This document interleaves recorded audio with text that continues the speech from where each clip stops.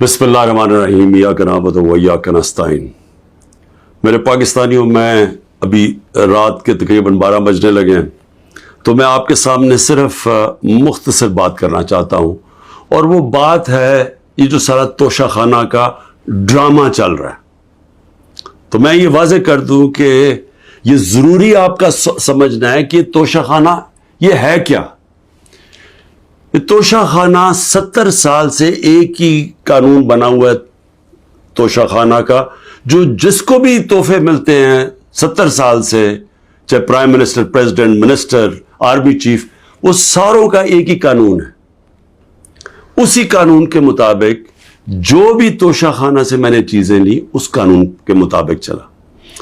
अब ये केस जो तोशाखाना का चलना शुरू हुआ, ये आपको समझना चाहिए कि इस केस के ऊपर, ये तोशाखाना केस के ऊपर मेरे घर के ऊपर हमला हुआ। 4 दिन पहले पुलिस पहुंच गई कि जी आपने वो तोशाखाना का एक मजिस्ट्रेट के सामने केस सुनने जाना है। 4 दिन पहले पुलिस पहुंच गई और यहां पूरा मेरे घर के ऊपर 26 घंटे अटैक हुआ। मुझे जब 9 मई को गैर आईनी और कानूनी तौर पे अगवा किया गया इस्लामाबाद हाई कोर्ट से, तो मुझे जब जेल में ले गए पुलिस लाइंस में, वहां मुझे एकदम पता चलता है कि एक जज साहब, जज हुमायूं दिलावर वहां बैठे हुए हैं और वो आपके ऊपर तोशाखाना के केस के ऊपर कोई कार्रवाई करना चाहते हैं। ना मेरा वकील, ना मुझे केस का पता, और पता चलता है कि वो उधर आके मेरे ऊपर फर्द जुर्म लगा के चले जाते हैं। फर्द जुर्म लगा सकते ही नहीं जब तक कि मेरे ऊपर, जब तक मुझे पूरी तरह बताया ना जाए कि वो है क्या, मेरे सामने फर्द जुर्म लगता है या मेरे वकील के सामने। जब हमें यह पता चला, उससे अगले दिन हमने रिक्यूजल का कहा। हमने कहा जी हमें इन जज साहब से जिस तरह इन्होंने कार्रवाई किया है, हमें कोई इंसाफ की तवक्को नहीं है। ये 11 मई को हमने किया। उसके बाद बहरहाल एक पूरा सिलसिला चलता रहा जिसमें यह वाज़ेह होता गया कि एक प्लान बना हुआ है कि तोशाखाना में इमरान खान को डिस्क्वालीफाई करना है। मुझे एक सवाल दिए गए, 35 सवाल दिए गए, क्वेश्चन जज साहब ने कि जी इनके जवाब दो। मुहर्रम की छुट्टियां भी थी, खैर हमने बड़ा जोर लगा के उसका जवाब तैयार किया। मैंने कोई 1 घंटा अदालत में खड़े होके कल सारे सवालों का जवाब दिया। इन्होंने 2 कोई गवाह रखे हुए थे, सरकारी गवाह। कोई भी ऐसी चीज नहीं थी जो मैंने 35 सवालों में जवाब नहीं दिए। एक एक चीज का जवाब दिया। और एक जगह जो ये बात किधर फंस रही थी जी, कि आपने जी यहां तोशाखाना नहीं लिखा, यानी हमने सारे पैसे सब डिक्लेयर्ड थे। जितने तोशाखाना के पैसे थे बैंक में डिक्लेयर्ड थे, वो सारे मेरे इलेक्शन कमीशन के सामने डिक्लेयर्ड थे। वो मैं जो FBR थी उसके सामने डिक्लेयर्ड थी, वेल्थ टैक्स में डिक्लेयर्ड था, सब कुछ डिक्लेयर्ड है। एक जगह पे कहते जी ये पैसा तो है, लेकिन यहां इसके ऊपर तोशाखाना नहीं लिखा। अब ये मेरे अकाउंटेंट ने भरा हुआ था, 40 साल से मेरी वो अकाउंटिंग फर्म है। तो मैंने अपने गवाह में लिखा कि ये अकाउंटेंट का काम है आके आपको एक्सप्लेन करे, पैसे तो हैं कि जी उसने तोशाखाना पैसे के आगे लिखा या नहीं लिखा।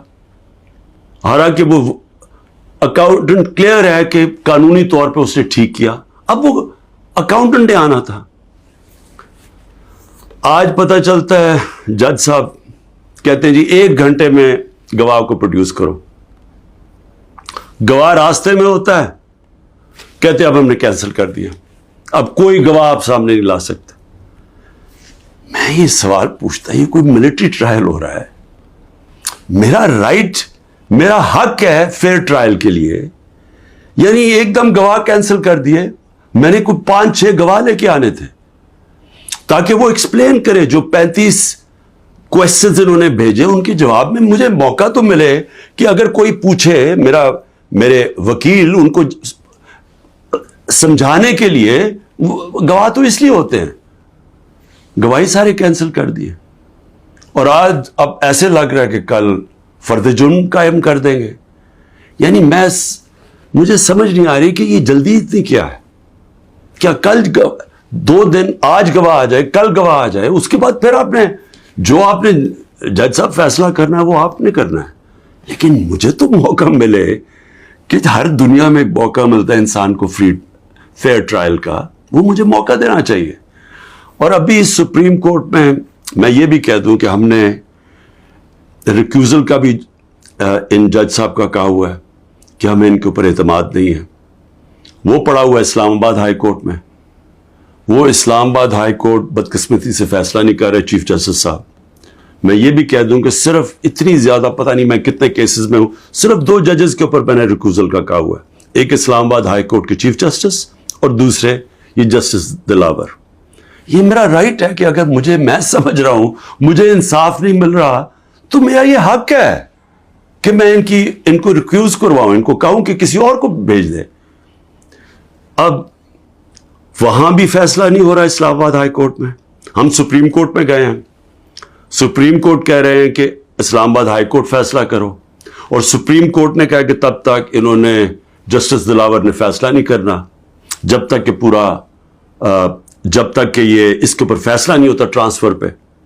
लेकिन मुझे लग रहा है कि कल इन्होंने फैसला कर देना है, इसलिए मैं रात को लेट आपके सामने आ रहा हूं। मैं आखिर में एक और बात कहता चलूं कि फेसबुक पे 2014 में जस्टिस दिलावर ने अपनी फेसबुक पे मेरे ऊपर ऐसे रिमार्क्स दिए हुए हैं जिससे लगता है कि वो मुझे इंसाफ नहीं दे सकते। यानी उनकी एक पर्सनल डिसलाइक उसमें सामने आ रही है। हमने ये चीफ जस्टिस साहब इस्लामाबाद वालों को कहा कि देखें ये प्रेजुडिस्ड है। उन्होंने जाके FIO को कहा कि बताओ कि जनाब ये ठीक है या नहीं, ये जो फेसबुक पे उनकी पोस्ट थी। FIA ने वो चेक करके कि क्योंकि वो डिलीट कर चुके थे पोस्ट, उन्होंने वापस कहा दी वहां तो पोस्ट ही नहीं है। देखिए बड़ा आसान काम है। अगर आप इस मुल्क पे इंसाफ चाहते हैं, मैं चीफ जस्टिस साहब इस्लामाबाद आपको भी कहता हूं और FIA आपको भी कहता हूं, एक फेसबुक को एक सिर्फ लेटर जाना चाहिए आपसे, एक ईमेल करें कि ये केस हो रहा है। 90 दिन तक उनके पास रिकॉर्ड होता है। अगर आप डिलीट भी कर दें कोई पोस्ट तो 90 दिन तक फेसबुक के पास उसका रिकॉर्ड है। सिर्फ एक ईमेल की जरूरत है, पता चलवा लें कि क्या इन्होंने वाकई इन्होंने पोस्ट की थी या इन्होंने नहीं की थी। आधे घंटे में सारा इसका पता चल जाएगा कि क्या जस्टिस दिलावर ने वाकई वो मेरे ऊपर जो बड़ी उनका माइंड शो करता है कि वो शायद मेरे से इंसाफ ना कर सके, वो पोस्ट में रिफ्लेक्टेड है। पता चल जाएगा कि है या नहीं है। तो हम सिर्फ मैं यहां बैठा हुआ हूं, 200 केसेस होने लगे हैं, एक एक फेस करने के लिए तैयार हूं, फेस कर रहा हूं। पिछले 2 महीने में 350 अदालत में केसेस के अंदर मेरी पेशी हो चुकी है। 350, ये भी रिकॉर्ड है। मैं आगे भी तैयार बैठा हूं, लेकिन सिर्फ ये चाहता हूं कि इंसाफ मिले। और इंसाफ मिलना कोई मुश्किल काम नहीं है।